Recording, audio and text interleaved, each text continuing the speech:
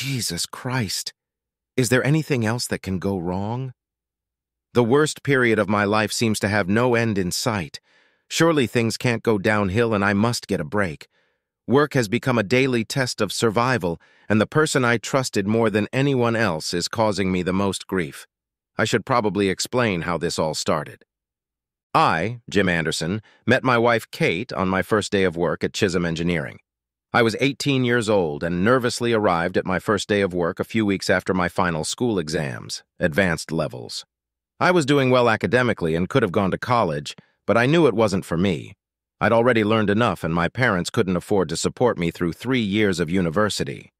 Kate was a human resources assistant helping the company induct employees and was just great. It took me 3 months to work up the courage to ask her out. I was sure the rejection would be mild, but she didn't say no. She actually said yes and asked where we were going. I was so sure she would reject me that I didn't even think about where to go.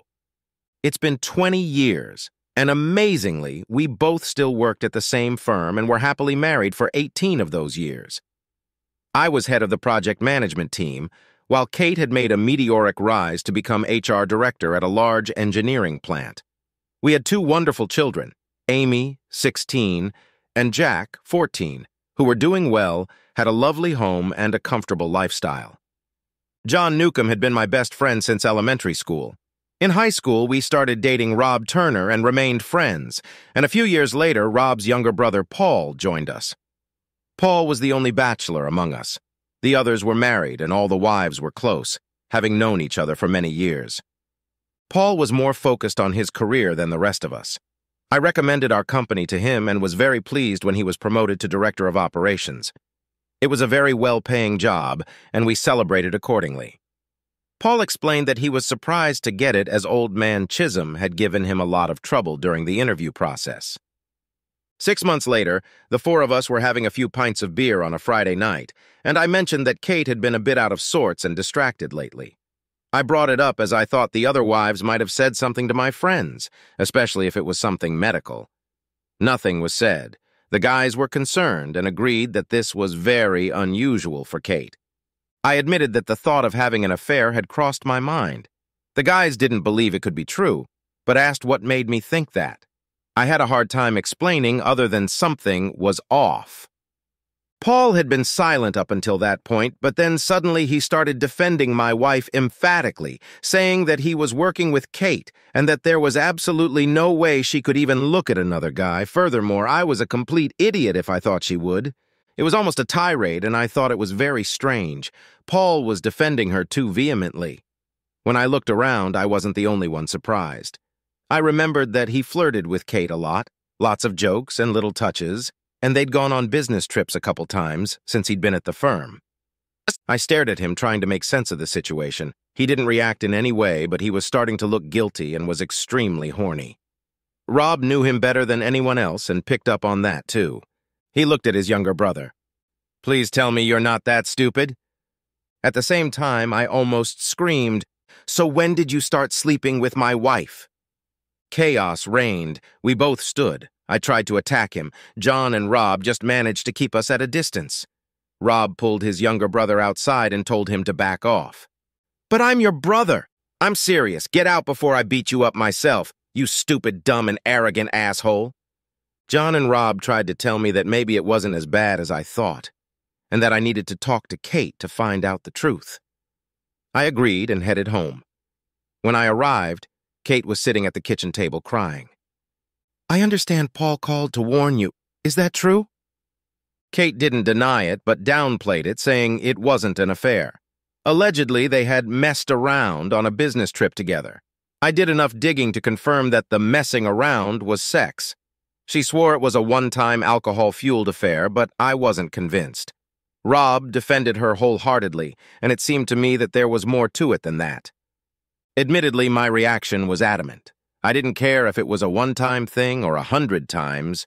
Cheating is cheating, and I was completely stunned. Kate couldn't explain why or why not she did it, and her apologies seemed pointless. In the months that followed, we broke up and were heading for divorce, and that was bad enough. But to make matters worse, Kate started dating Paul again. This confirmed my suspicions that things weren't just a one-time thing. The beer drinking with John and Rob stopped. It was awkward that their wives were friends with Kate. They invited them over, but I wasn't in the mood for company and I didn't have much money. I also thought they would socialize with the whole company, especially since Paul is Rob's brother. Losing my wife to one of my best friends was really very frustrating. I felt like I was divorcing my whole life. Kate got custody of our 2 children and kept our house. I knew Paul was spending time there. Even so, I was still paying half the mortgage plus alimony. All I could afford was a small apartment in the shitty end of town. It didn't help with the kids. They weren't very keen on staying with me and wanted to spend time with their friends who lived near our old house. At first, I took them with me for a few days, spending all my spare money on trips we all loved and had taken regularly since they were little. Then, the time conflicts started. They were going on vacation in the city with Kate and Paul, or on a school trip, or to a friend's house. An endless list of excuses. I ended up barely seeing them for the past 2 months and missed them dearly. If it wasn't for their sports, I might have lost touch with them altogether. I always followed their sporting events and coached them both in soccer. Kate never attended them, preferring to give herself free time, but now both she and Paul attended all of them. At halftime of Amy's soccer game, I asked Kate why she was there. She took umbrage, saying it was her kids. It didn't bother you before. Well, I thought it would be good for the kids to give them support during our breakup. As long as you're doing it for them and not for yourself or to prove a point. You wouldn't do anything as petty as trying to rub my face in it with your boyfriend? Don't be ridiculous. It's over between us, and I'm completely uninterested in you now. Saying that, she put her arms around Paul and snuggled up to him. I walked away, biting my lip for the umpteenth time. The job was torture. I had to see Kate and Turner regularly. The worst part was the endless barrage of comments from the guys on his team. They seemed to enjoy poking fun at me. I knew they were looking for a reaction and just tried to keep my cool. Fortunately, my team was a lifesaver, especially a new coworker named Josh. He was ex-military in his early 20s and had lost both legs. He wouldn't explain what had happened, and I didn't bother to ask. Depending on the degree of pain, he used either prosthetics or shorter versions, which he called shorties. He was very reserved and quiet, mostly keeping to himself. But when it came to logistics, he was a Jedi master. I didn't know anyone better who could retain so much information and react so effectively to complex changes. I was surprised one day when he quietly asked why I put up with so much crap. I tried to tell him about my sorrows and shit in life, and immediately felt stupid considering all he must be dealing with. He looked at me with a serious expression on his face. It all comes down to a simple choice: live or die. Did they instill that in you in the army? He started laughing uncontrollably. No way, it's too profound. It's a quote I ripped off from the movie Escape from Shawshank. The British infantry version would be, just get it over with, asshole. I joined in his laughter, realizing I hadn't laughed properly in months. Finally, I saw the light at the end of the tunnel when Marie, the firm's accountant, asked me out on a date. I hadn't even thought about dating, and she took me by surprise. I had known her for years and knew she was divorced and she was a wonderful person. We dated a few times until Kate got wind of it.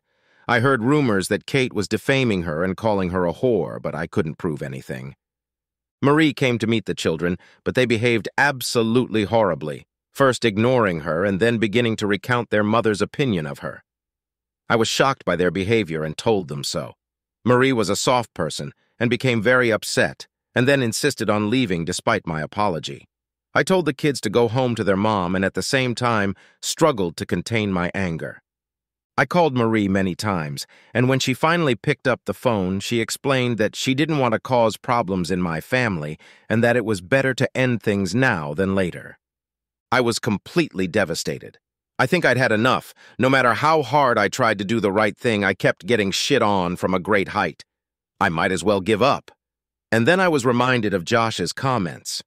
I was trying to find something positive in my life when Amy informed me that Paul had promised to buy her a car and driving lessons for her 17th birthday. I was furious, but said I needed to discuss it with her mother first. Amy left, angry again. I called Kate and asked how my 16-year-old daughter was going to get a car, and I knew nothing about it. You know I wanted to teach my kids how to drive, and I certainly don't want her to have her own car yet. Why not?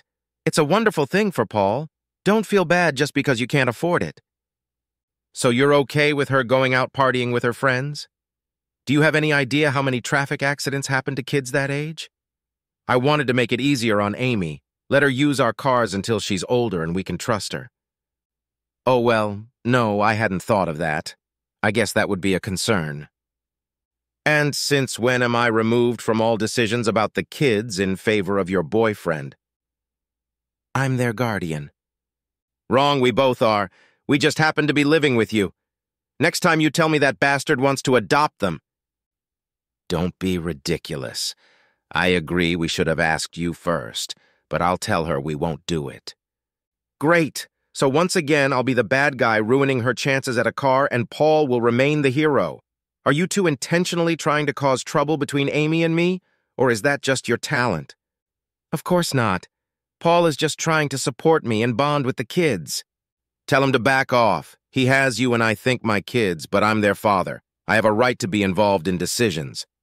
I'm sorry, okay? Those words didn't match her tone, which sounded dismissive. How many times are you going to apologize after making selfish decisions? Try changing your actions.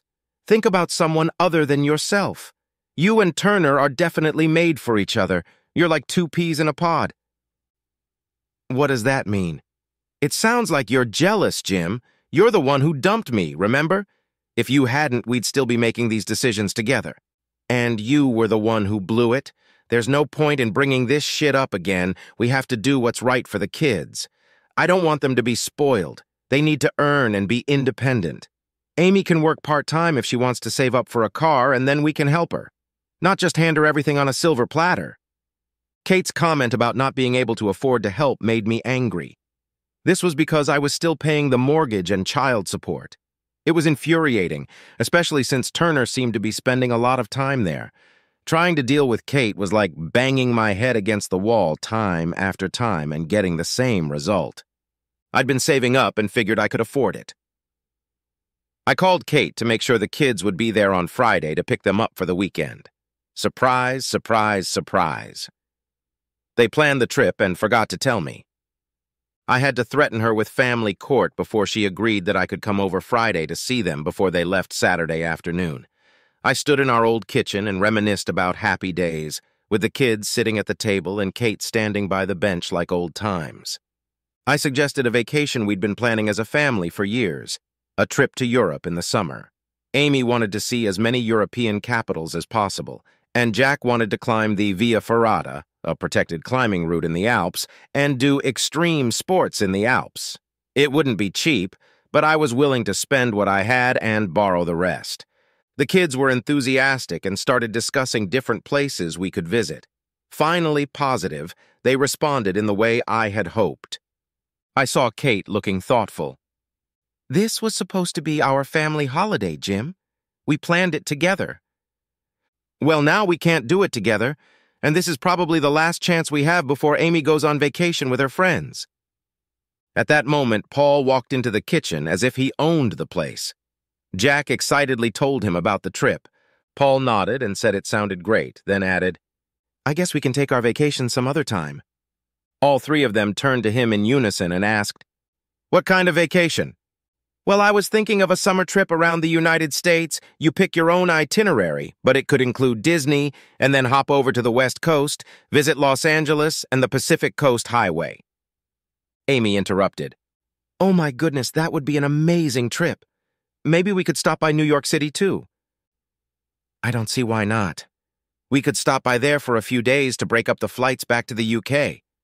Jack went straight to asking about the rides at Universal and whether they could go to Busch Gardens or Six Flags Park. He loved all the thrill rides. I never hated him more than I did at that moment. He knew he had me in his hands, and I could hardly insist on a lesser ride when they were so excited. I got up and walked out of the kitchen, doubting that anyone had noticed me leaving. I had just reached my car door when Kate caught up with me.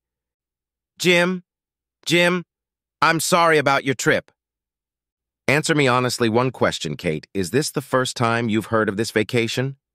Jim. Well, yeah, I don't think Paul had a chance to tell us about it. I'm sorry it goes against your idea. Jesus, Kate, you're not that stupid. He just made it up on the spot, and I can guarantee you nothing is booked. He's taking my kids away from me, and you're helping him. What did I do to deserve this? I'm sure it's an innocent conflict. I finally had enough. You keep apologizing, and then you do the same thing again. That's what's going to happen. Tell your boyfriend this. The next time I have even the slightest problem with access or removal from raising my children, I will take it up with him directly. Are you really threatening us, Jim? Talking to you is like pissing into the wind, so yes, I'll try a different tactic and live with the consequences. You're not going to hurt us? Maybe not you, though you deserve it, but on the other hand, he's due some payback. You and he should think twice before putting someone in a position where they have nothing to lose, and you've put me in exactly that position. I looked up and saw Paul standing at the door. I half expected him to attack me. He was bigger after all, but he just disappeared into the house. I saw the disappointed expression on Kate's face, but she quickly hid it. See, a real man doesn't resort to threats of violence. No, it looked like he'd run away. I calmed myself down and looked at Kate again. You're trying to win their favor and push me away. They are my children, not his. I'd like to think I'm a good father. You should want me involved in their lives, not playing pathetic games. Kate seemed speechless. That's not true. It's not supposed to be a competition, but let's face it. You win, I lose. You have the house, the money, our friends, the rich guy, and the kids. Your winning doesn't mean I have to lose every time, Kate. The old Kate would have realized this much sooner than I did. She just stood there with her mouth open, not saying a word. For God's sake, I give up. I want to talk to the kids again tomorrow without that asshole. I jumped in the car and sped off, leaving Kate standing there looking like a goldfish. Before I entered the house, I made sure Turner wasn't there. The kids were sprawled out on the couch in our old living room, looking like it was a big effort on their part, and Kate was standing on the doorstep. Don't worry, I won't take up too much of your time. There was no verbal response, but Jack managed to raise his eyes to me. I know this breakup is hard for both of you, and I wanted to remind you how much I love you, and so does your mom, and that will never change. Kate looked surprised that I'd mentioned her. But I don't understand what's going on with you. I can barely recognize you lately. You're great kids, but now you have this snotty attitude like things aren't good enough. I love you to bits, but I deserve better than to be a laughingstock. If you want to move on with your mom and Paul, I'll back off. If you want stuff and big holidays, Paul is your man. What I won't do is show up every weekend to listen to lame excuses about how busy you are. Kate tried to interrupt him. I think it's unlikely. Yes, I've heard enough of what you think, and I'm talking to my kids for probably the last time. I can't buy you what he can buy you, but I'd still like to spend time with both of you, play sports, go camping, whatever you want. I know it's not Florida or anywhere else, but we'd be together and you'd both be off to college soon. Still no response except for an awkward look and a fidgety movement. The way you behaved with Marie was inexcusable. What gives you the right to treat someone like that? That's not how we raised you. I've never been so ashamed of my family. I hope you're all happy she won't have anything to do with me. Kate got angry. Well, she wasn't good enough. Really, Kate? What did she do to you? She's a lovely person, and all she did was agree to go out with me. You slept with a lover when we were married, and I never judged him. But good for you, you scared her off enough to worry about my psycho ex-wife and kids. I grimaced as I realized I had said all that and cursed in front of the kids. Amy and Jack looked shocked. This information seemed to be a revelation to them. I turned to Kate. One more thing, thanks to Turner poking me in the face with his lack of funds, I checked with the child support agency, and they think I should have offset the mortgage against part of the child support, so expect an evaluation and reassessment. Maybe Loverboy can step up and pay off my house he seems to be living in. Amy lifted her head and looked at her mom. Daddy's still paying? Her voice broke, and Kate reverted back to her goldfish image, and the kids didn't look much better. It didn't look like I was going to get a response from any of them. I stood up again in frustration, muttered something about letting me know, and left. Back in my shabby apartment, I pondered if I could afford to move. I forgot to mention to Kate that my lawyer had advised me to keep paying the mortgage and reduce my alimony. This guaranteed a roof over my children's heads, but he thought it might be a good investment since real estate prices were skyrocketing. And when Jack left home in a few years, she would have to either sell or buy me out. The phone rang. It was Amy. I wondered what the next misfortune in my life would be. I answered. Amy said she had Jack on speakerphone and spoke hurriedly. We found out that we owe you 6 weekends off and 4 weeks of vacation, and decided to ask if you still have a desire to tour Europe this summer, to include Black Forest, see the Alps, and drive through Italy. Her words poured out in a nervous stream. Do you remember those places?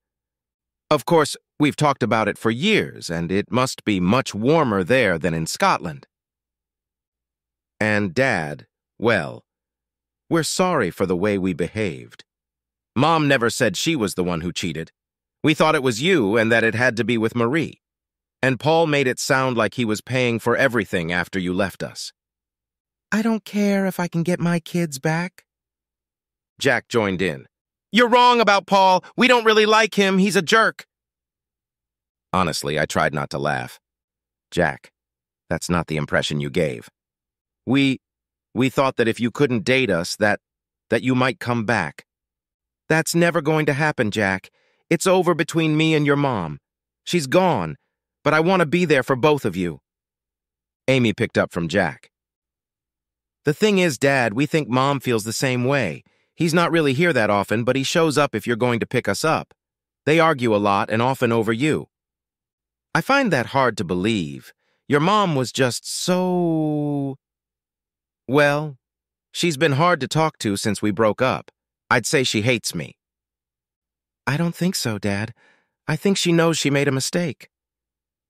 I was sitting in Kate's HR office at work. My nose was smashed, and I was trying not to get blood on what looked like an expensive carpet. Kate was furious when she saw me. Jesus, Jim, fighting at work is a gross breach of discipline. I'm going to have to fire you. What's the matter? Are you worried you're going to lose alimony?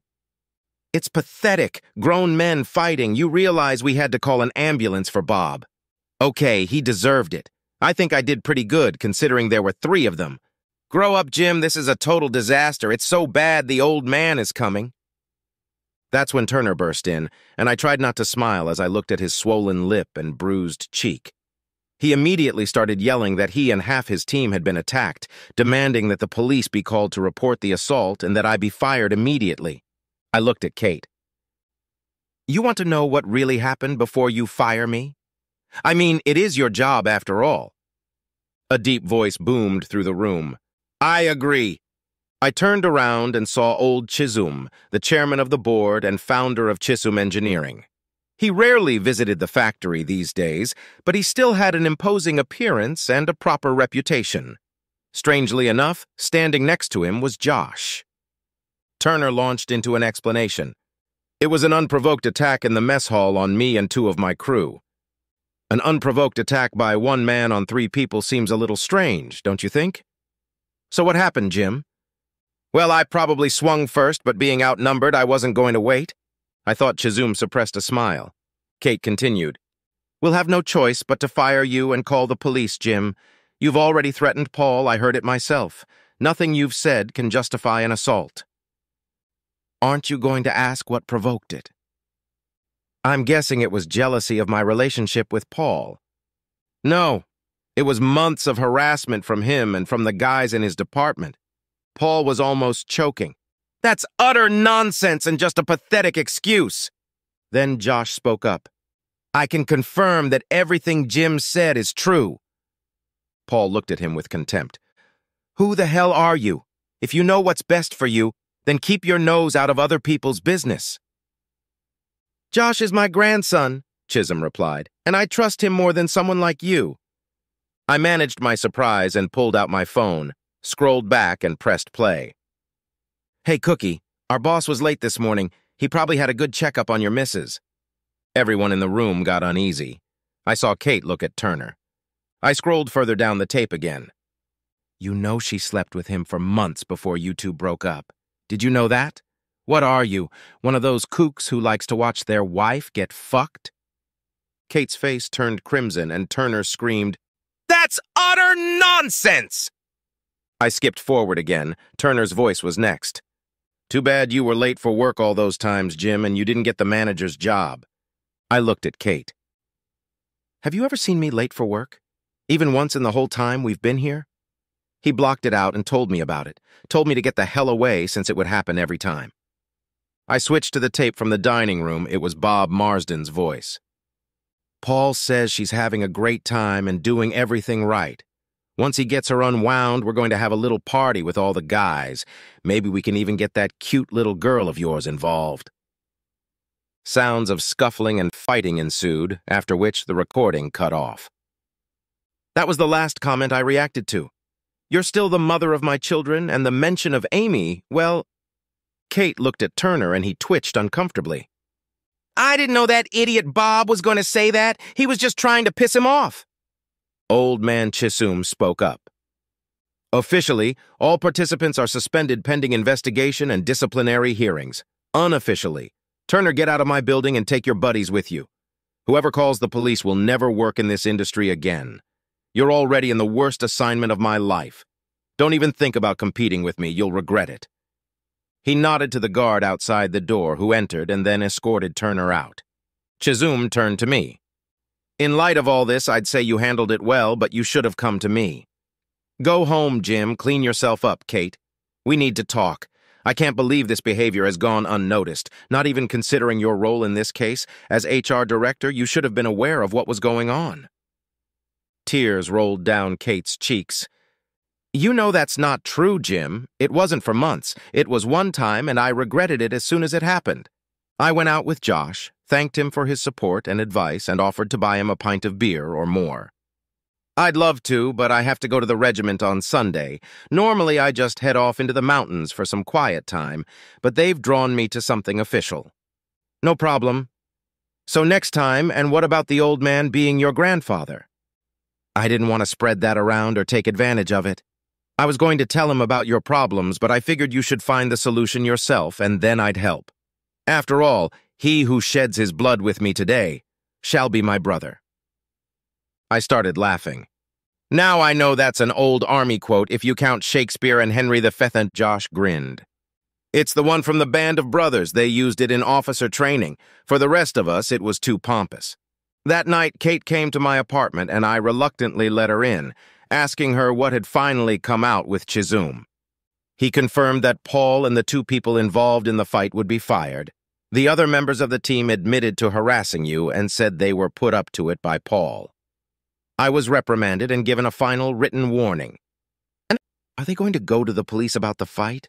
No, the guys have admitted to the harassment and want to keep it quiet. They claim it was just a disagreement that got out of hand.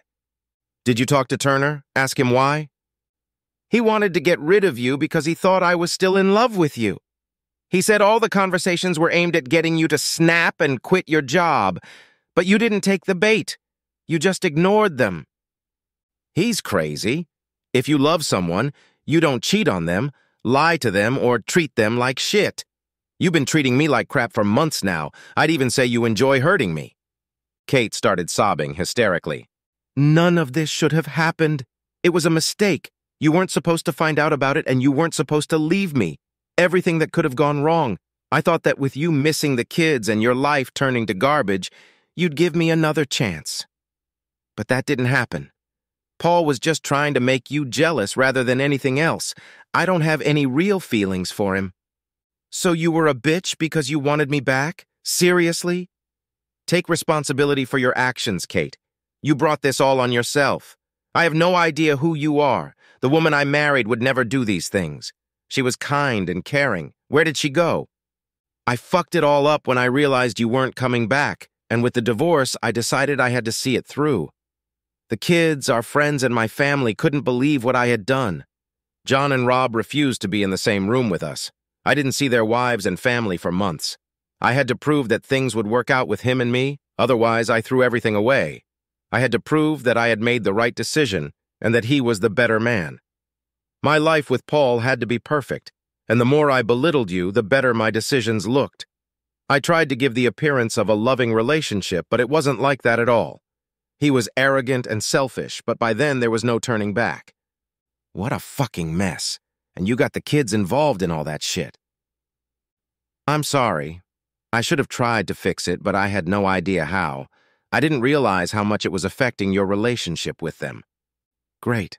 Another apology. I heard what you said. I will change my actions and I won't need to apologize anymore. At least it's over with him. He's gone and I need you, as do the kids. They are very angry with me. I thought, well, I thought maybe we could try again. I never stopped loving you. I couldn't believe it. I was so sure she hated me that it gave me pause for thought. But the pause was short-lived. There's no turning back, Kate. Not for me. The connection and trust we had is gone. I'm not trying to hurt you, just trying my best to deal with the situation and get my life back on track. Sunday morning, I met up with John and Rob for a pint of beer. They chided me for not returning all their calls and texts. I tried to explain why. The wives were friendly, and after all, Paul was Rob's brother. Rob laughed. He's not my brother. I haven't spoken to the creep since that night in the pub, and that's a good thing, too. Otherwise, I'd have blown his mind. John explained that the couple didn't see Kate much at first, but now they're back in touch and say Kate regrets everything. She believes that if she hadn't started seeing Paul again and had been more sensible, we might have gotten back together. I wasn't sure about that, but I was sure it felt good to talk to my friends again. We were beginning to talk about other events in our lives when I happened to glance at the television screen.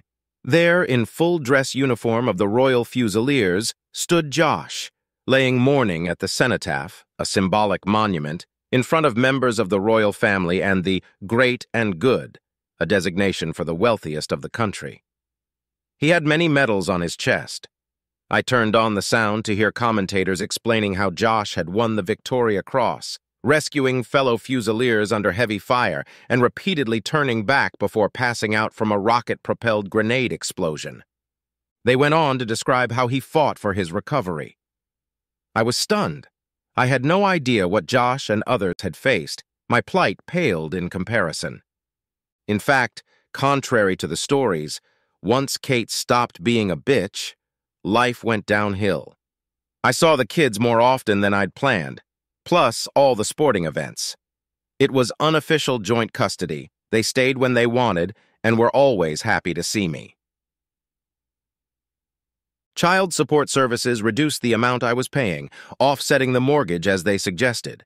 I was promoted at work and paid a huge bonus. Chisholm said he wanted to avoid lawsuits for harassment or constructive dismissal. I returned to old hobbies and planned to travel more. I was shocked when Marie turned up at my new terrace cottage. We hadn't spoken for months, and I didn't think she knew where I lived. Somewhat hesitantly, I invited her in.